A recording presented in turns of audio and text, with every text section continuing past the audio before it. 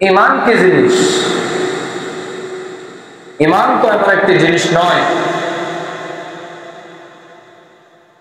যাকে অনেক শক্তি দিয়ে, হাতুড়ি বাটাল দিয়ে, বুলডোজার দিয়ে ভাঙতে হবে। ইমান এমন একটি জিনিস যেটা শুধু আপনি আপনার চিন্তাকে, আপনার মাইন্ডটাকে, আপনার ফিকিরটাকে, আপনার নজরটাকে ডানে থেকে বামে ঘুরিয়ে দিবেন, সাথে সাথে আপনি বেঈমান হয়ে যাবেন না। এই জন্য সবসময় কেয়ারফুল থাকতে হবে, সতর্ক থাকতে হবে যে কখন কোন কথার কারণে, কোন কাজের কারণে আমার ঈমান চলে যায়।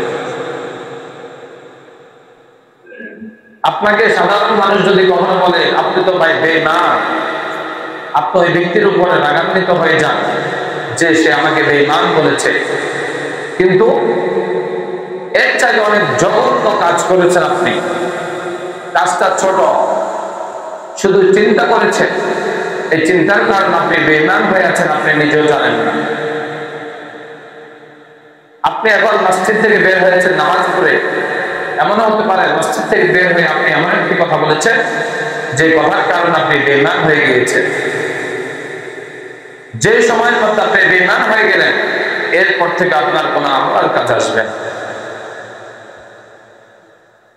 যেদিন আপনি লা ইলাহা ইল্লাল্লাহ মুহাম্মাদুর রাসূলুল্লাহ এই কালিমা পড়লেন, সেদিন থেকে আপনি চার দেওয়ালের ভিতরে, প্রাচীরের ভিতরে ঢুকে গিয়েছেন।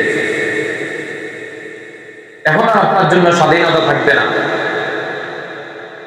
যতদিন আপনি কালিমা পড়েন নাই, ততদিন আপনার জন্য স্বাধীনতা ছিল।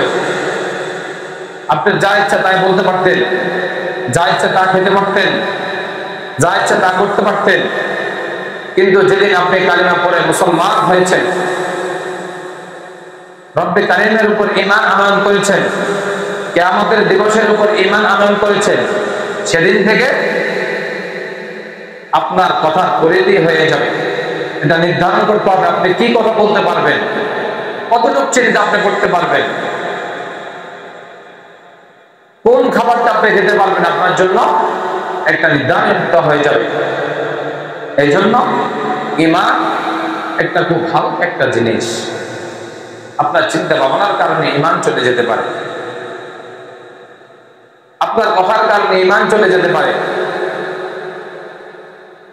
এই জন্য রব্বে কারীমকে বিশ্বাস করতে হবে, তিনি হচ্ছেন খালেক, আর যা কিছুতে আমরা হচ্ছি মাখলুক।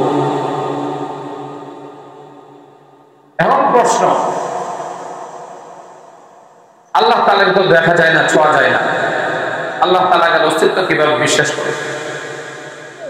এমন অনেক কিছু আছে যেগুলোর অস্তিত্ব নাই, আমরা চোখে দেখি না, কিন্তু এগুলোকে আমরা মনে প্রাণে বিশ্বাস করি। আমরা সকলে জানি আমাদের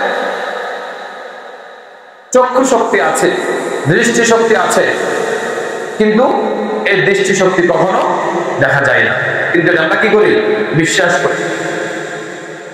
আমাদের শ্রবণ শক্তি রয়েছে, কিন্তু এটা কখনো দেখা যায় না, কিন্তু আমরা বিশ্বাস করি যে আমাদের শ্রবণ শক্তি রয়েছে। আপনার পুরো দেহটা এমন একটি জিনিস আছে, যে জিনিসটা আপনার পুরো দেহটা পরিচালনা করে।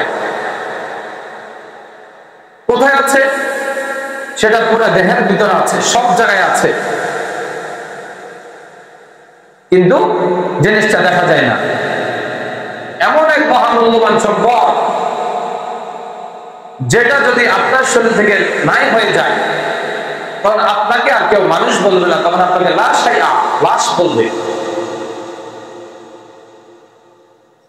এতদিন আপনি মানুষ ছিলেন, 1 মিনিট আগেও আপনাকে মানুষ বলতো, কিন্তু যখন এই জিনিসটা বের হয়ে গেল, সাথে সাথে আপনাকে বলে লাশ। ওই জিনিসটার নাম হচ্ছে রূহ। এই রূহ নামক জিনিসটা এমন কেউ আছে যে বিশ্বাস করে না, কিন্তু কেউ বলতে পারবে যে রূহটা কোন জায়গায় আছে? মাথায় আছে না হাতে আছে না পায়ে আছে না কোথায় আছে কেউ বলতে পারবে না, এটা দেখাও যায় না, ছোঁয়াও যায় না, স্পর্শ করা যায় না, কিন্তু সকলেই এক বাক্যে বিশ্বাস করতে রাজি। সকলেই এক বাক্যে বিশ্বাস করেছে যে রূহ নামক এমন একটি জিনিস আমাদের দেহের ভিতরে আছে, যে রূহ নামক জিনিসটা যেদিন আমার দেহ থেকে বের হয়ে যাবে সেদিন থেকে আমাকে আর মানুষ বলবে না, সেদিন থেকে আমাকে মানব বলবে না, সেদিন থেকে আমাকে লাশ বলবে। ওই জিনিসটার নাম কি? রূহ। এতগুলো জিনিস বিশ্বাস করলেন না দেখেও যে রূহ নামক একটি জিনিস আছে, শ্রবণ শক্তি রয়েছে, কথা বলার বাক শক্তি রয়েছে, বাক শক্তি আজও পর্যন্ত কেউ দেখে না, কিন্তু বিশ্বাস করেছে সবাই।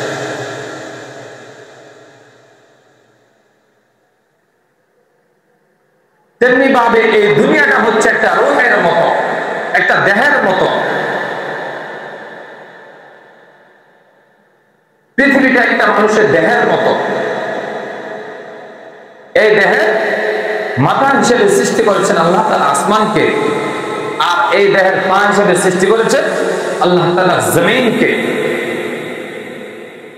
আর এই আসমান এবং জমিনের মাঝখানে মাথা এবং পায়ের মধ্যবর্তী যে অংশটুকু রয়েছে, যতগুলো মাখলুক রয়েছে, যত কিছু রয়েছে, এই সব কিছু হচ্ছে এই দেহ নামক জিনিসের রূপ। আমাদের দেহের মধ্যে যেমন এই রূহ নামক জিনিসটা পুরো দেহকে পরিচালনা করেছে, কিন্তু এই রূহকে আমরা কখনো দেখি নাই। এই পৃথিবীর মাথা হল আসমান, আর এই পৃথিবীর পা হল জমিন, আর এর মধ্যবর্তী যত কিছু রয়েছে পুরোটাকে যিনি কন্ট্রোল করেন তিনি হচ্ছেন মহান রব্বুল আলামিন। সুবহানাল্লাহ। আপনার এই শরীরটাকে যিনি পরিচালনা করেন তার নাম কি? রূহ। এটা তো আপনি না দেখে বিশ্বাস করলেন।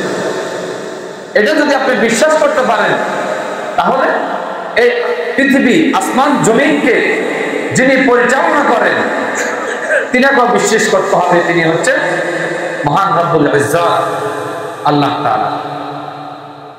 এটার নাম হচ্ছে ঈমান। এটাকে আপনি অবশ্যই বিশ্বাস করতে হবে। এটা যখন আপনি বিশ্বাস করবেন তখন আপনার ঈমান রইল। কিন্তু যদি আপনার এটার থেকে বিশ্বাস স্থাপন চলে যায় তখন আপনার ঈমান থাকবে না, আপনি বেঈমান হয়ে যাবেন।